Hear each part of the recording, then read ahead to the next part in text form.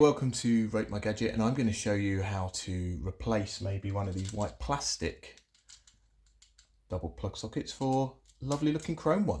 So let's see how you do it. Obviously, if you are not feeling confident in working with electricity, then please seek a professional.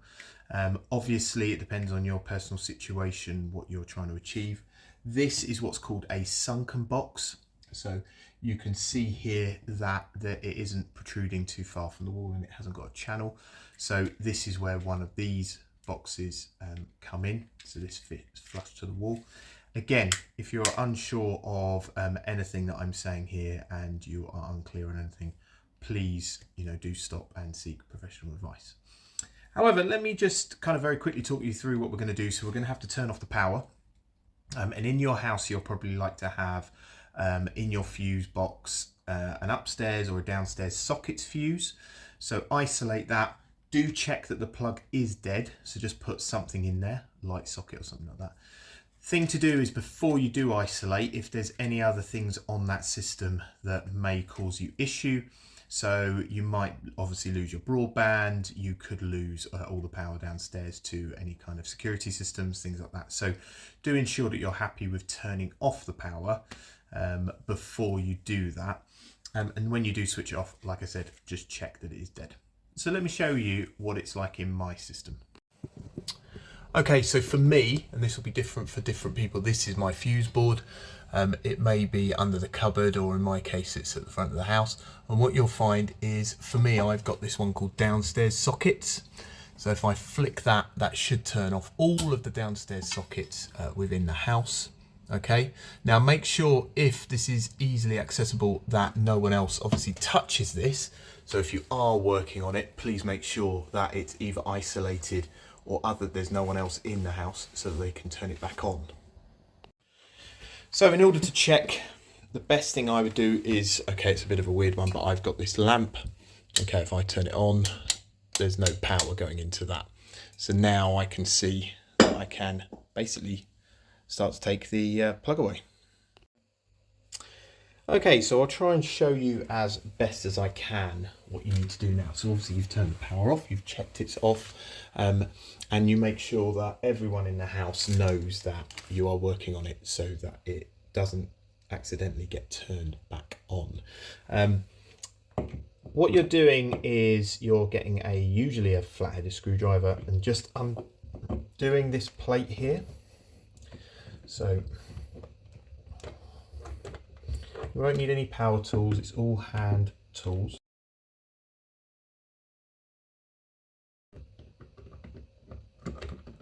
Loosen that off until it comes all the way loose. Give it a gentle pull, don't pull too hard because you don't want to pull the box obviously out the wall. But you'll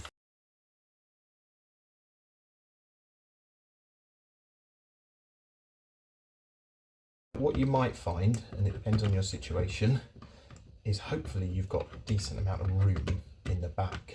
So the box, once you'll see, it's kind of like recessed into the wall. Now depending on who installed it, hopefully you've got quite a bit of space in there to fit the new plug socket or the new plug cover and the leads behind it. There you go. Okay, so let me show you what you'll be looking at. So that's exactly as it should be coloured. So you've got some brown, some blue and some red and yellow. So what you've got is you've got your earth, your live and your neutral. And what you'll find is if you kind of just pull that away, each one of those has a screw on the top in here. So just take those away, don't need that. And basically all you're really doing, and depending, I mean, this one that I bought, and the link is at the bottom, even shows you the colour where you can put those in. So, even shows you where the earth is and where the live and the neutral. So live is brown, neutral is blue, and then the earth is that green yellow colour. You may in some cases, some very rare cases, not have this yellow sleeve. Sometimes it's a bare cable which they don't put sleeve over the top of it, so do check if you've got an earthing cable coming out of it. And then all you're really doing is one by one just taking those out and putting them back into the socket, and that's really as easy as it is. So this here, you can see I've got quite a deep recess. I don't have to trim any of these down, and again, just with a flat-headed Phillips screwdriver, you just untighten these, and then eventually after a few turns you should be able to just pull those away. Okay, again, if I do the same with that. Now if you do have different colour leads, you might have quite an old setup in your house. Just if you do have different colour leads and you're worried, please stop and please seek professional advice. If you haven't got these obvious brown, blue and earth colour and you're in any doubt, stop at this point, put it back on, turn the power on, go from there. But now that I've got the wires off, as you can see, and it depends on what you've got. So on mine, you'll find a live and you'll find a neutral, you find an earth. It may be that actually you need to get the instruction book out in order to just check. In this one here, you can see that the earth can go on either side, which is quite a nice design. It's got this metal plate that kind of connects to the front plate. So what that means is that the front plate will never get electrified accidentally. It'll always go down to earth. And that's especially important for these chrome plates. So do check where the earth is. It's really important, especially on these metal plate designs. Okay, so for me, I'll probably be best putting the earth into here just because naturally the leads are on that right hand side. So all you're doing then is the opposite of what I just did.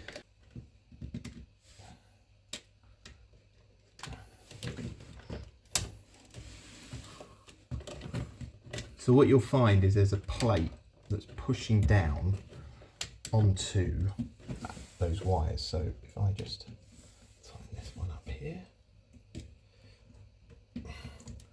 when you're doing this, try and take all the tension out of the cable, and what I mean by that is push the plate as far into the wall as you can, so it's pushing itself into that hole naturally. There you go, that's pretty good. So there you go, I'm happy with that. Then again, I'll be doing the same with the lives. So depending on the design, you may just want to unwind this as much as possible. Try not to unwind it too much because you don't want the screw coming out. But try and undo that so you've got a bit of a gap. That goes in like so. Come on.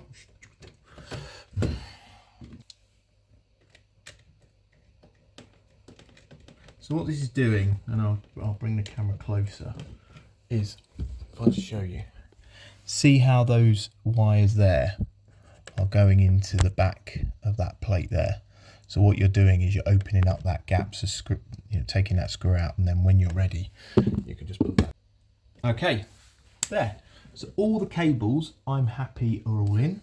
You might just want to check that there's none that are kind of showing. So that brown one there, I'm not particularly happy with. So I might just unpinch that, push it back in, and then just pinch it back in place.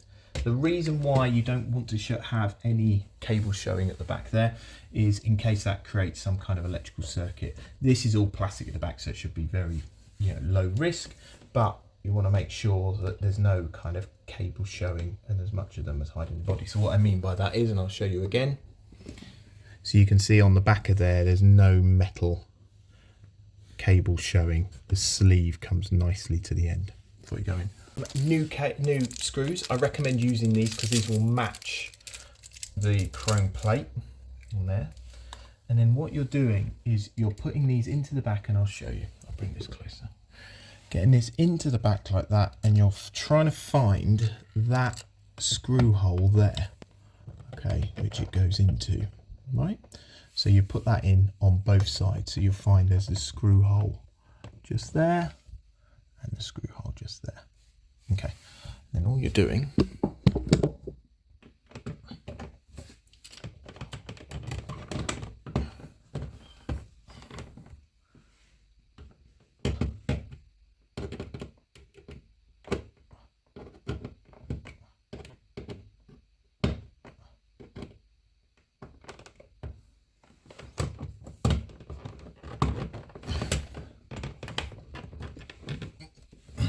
what you want to do is try and push the plate. Don't need to, go mad and launch it. Hand tight will be enough.